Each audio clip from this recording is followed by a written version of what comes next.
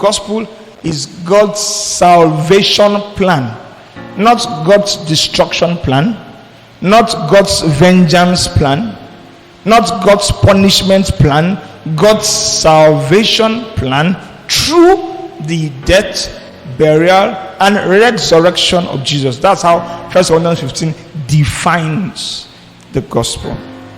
So the gospel is good news. It is good news of God's forgiveness of sins. It is the good news that sin has been paid for. It is the good news that God is no longer angry with mankind.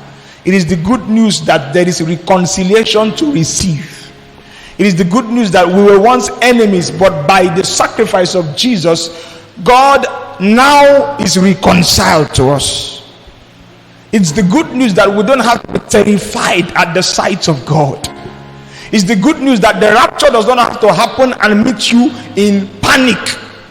It's the good news that if you leave the earth, in other words, if you sleep, if you die physically, it's not the end of the chapter. It's the good news that death does not have power over you because somebody died on your behalf. One of the reasons why this is important is to recognize the difference between Christianity and other religions. Unfortunately, there are still many Christians who say things like, well, we are serving the same God. Christians and Muslims, we are just serving the same God. Now, people talk like that because they don't understand the gospel. When you understand the gospel, you will now understand why the gospel is unique, why Jesus is unique, why Easter is unique.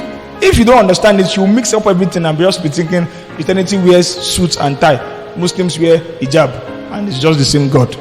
You mix up everything.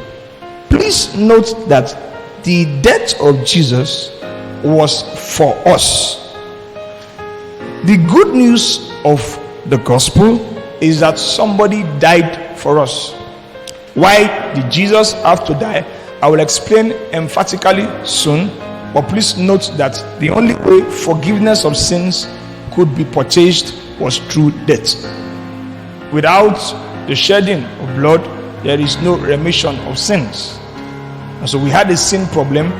Jesus had to die. There is no other religion in which their leader died for the sins of the people. There is no other religion in the world that offers a solution for sin. No other.